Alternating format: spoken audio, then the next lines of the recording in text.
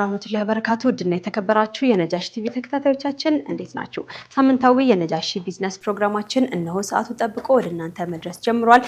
እስከ ፕሮግራማችን ፍጻሜ ድረስ አብራችሁን ከቆያችሁ አጫጭርና ወቅታዊ የቢዝነስ መረጃዎችን ታዳምጣላችሁ። ከዛም ባለፈ በጉብኝት ሰዓታችን ደግሞ አንድ ቦታ ወስደን የምናስጎበኛችሁ ነው የሚሆነው። እስከ ፕሮግራሙ ፍጻሜ ድረስ አብራችሁን ቆዩ ብዬ የምጋብዛችሁ የፕሮግራሙ አዘጋጅና አቅራቢ እኔ ዙበይዳ ሀሰን ነኝ ከመላው የስቱዲዮ ባለሙያዎች ጋር በመሆን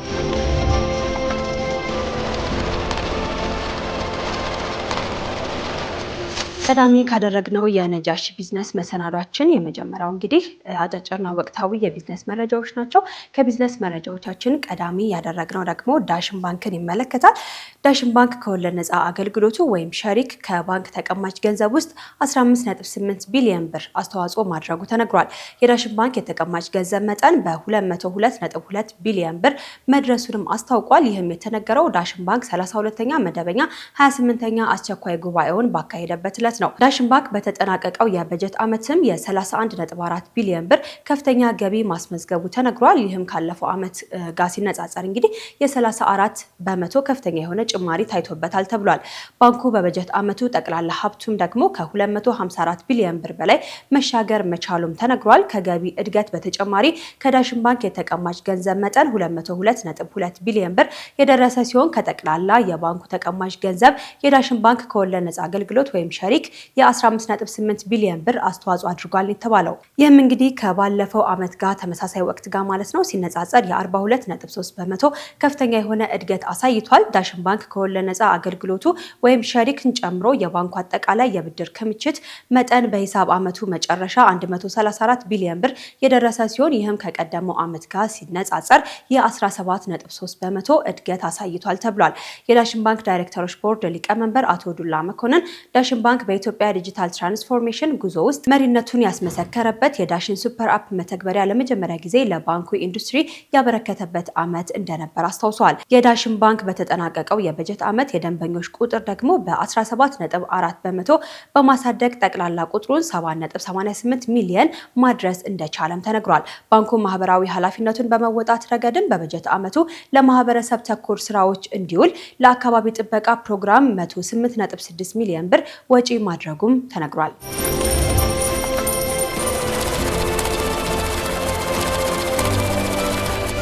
ሸበሌ ባንክ በተጠናቀቀው በጀት ዓመት 20.95 ሚሊዮን ብር የተጣራ ትርፍ ማስመዝገብ መቻሉ ተሰምቷል።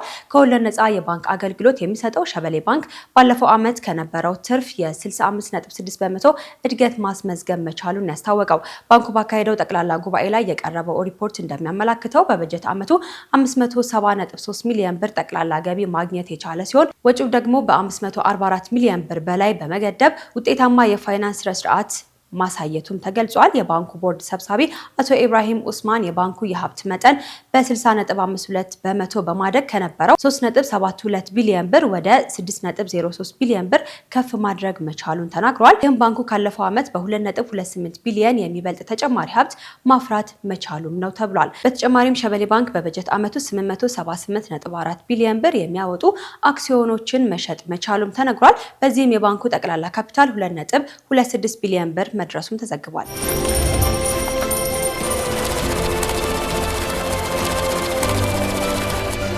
ተመልካቾቻችን ከነጃሺ ቲቪ ጋር ቆይታችሁን እያደረጋችሁ አጫጭርና ወቅታዊ የነጃሺ ቢዝነስ መረጃዎቻችንን ወደ እናንተ እያደረስን እንገኛለን። አሁንም ቆይታችሁን ነጃሺ ቲቪ ጋር ስላደረጋችሁ እጅግ አድርገን እናመሰግናለን። ከውጭ ሀገር ወደ ተገኙ መረጃዎቻችን ስናልፍ ደግሞ ቀዳሚ ያደረግነው ጎረቤት ሀገር ሱዳን ነው። በተጠናቀቀው የፈረንጆቹ ዓመት በ2025 ማለት ነው ሱዳን 70 ሜትሪክ ቶን ወርቅ ማምረቷ ተነግሯል። በአስከፊ ጦርነት ውስጥ የምትገኘው ሱዳን በ2025 የወርቅ ግብይቷ በ13 በመቶ መጨመሩም ነው የተሰማው። በዚህም የመንግስት ገቢ 1.8 ቢሊዮን ዶላር ሆኗል ተብሏል። የሱዳን ማዕድን ሀብት ኩባንያ የወርቅ ማዕድን በማውጣት 1 ትሪሊዮን የሱዳን ፓውንድ ወይም ደግሞ ወደ 1.8 ቢሊዮን ዶላር የሚጠጋ ሀብት ለመንግስት ገቢ አስገኝቷል ብለዋል። በፈረንጆቹ ዓመት ኤፕሪል 2023 በሱዳን የጦር ኃይሎችና በፈጥኖ ደራሽ ኃይሉ መካከል ግጭት ከተፈጠረ በኋላ የማዕድን ስራዎቹ እንዲሁም ደግሞ የትራንስፖርት ስራዎቹ ችግር ቢገጥማቸውም የሱዳን የወርቅ ምርት መጨመር መቻሉ ነው መረጃዎች የሚያሳዩት። የሱዳን የማዕድን ሚኒስተር ኑራ አልዳምታሃ በ2026 አገሪቱ የማዕድን ልማት እቅዷ ውስጥ አዳዲስ ብሔራዊ ፕሮጀክቶችን እንዲጨምሩ መመሪያ ሰጥታለች ብለዋል። ማዕድን ማውጫዎችን የሚቆጣጠሩ ማንኛቸውም ሰዎች የውጭ ምንዛሬ ፍሰትን ይቆጣጠራሉ፣ እንዲሁም ደግሞ በመላው አፍሪካ መንግስት አገራዊ ልማትን ለማነቃቃት ኃይል ይሰጣቸዋልም ነው የተባለው።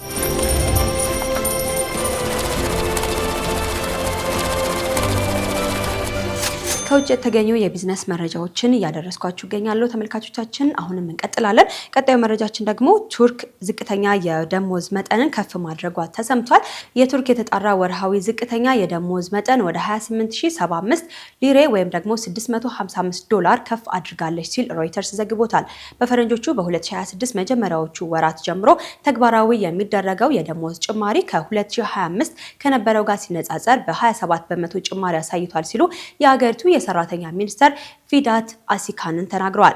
ከ9 ሚሊዮን በላይ ሰራተኞችን ተጠቃሚ የሚያደርገው የደሞዝ ጭማሪ በመንግስትም ሆነ በግል መስሪያ ቤቶች ላይ ተግባራዊ ይደረጋል ነው የተባለው። ይህም አዲስ ዝቅተኛ የደሞዝ ወለል መመሪያ የወጣው ቱርክ በከፍተኛ የዋጋ ግሽበትና የዋጋ ንረት እየተቸገረች ባለችበት ጊዜ መሆኑ ተዘግቧል። በቱርክ ውስጥ ያለው የዋጋ ግሽበት በግንቦት 2024 ወደ 65 በመቶ ከፍ ካለ ጊዜ ጀምሮ በየወሩ ቢቀንስም አሁንም ከፍተኛ ደረጃ ላይ ይገኛል ብሏል ዘገባው። በኖቬምበር ወር ደግሞ ዓመታዊ የሸማቾች ዋጋ ትርፍ ወደ 31 በመቶ ቀንሷልም ተብሏል። በዚህ ምክንያትም የማዕከላዊ ባንክ በዚህ ወር ዋናውን የብድር መጠን ወደ 38 በመቶ ዝቅ ማድረጉም ተነግሯል። የቱርክ መንግስት በ2026 ዓመት መጨረሻ ግብ ላይ 16 በመቶ የሚሆነውን የዋጋ ግሽበት እንደሚቀንስም ይጠበቃል ተብሏል። ዓለም አቀፍ የገንዘብ ድርጅት የቱርክ ኢኮኖሚ በ2025 በ3 በመቶ እና በ2026 ደግሞ በ3.3 በመቶ እንደሚያድግ ግምታዊ መረጃውን ይፋ አድርጓል።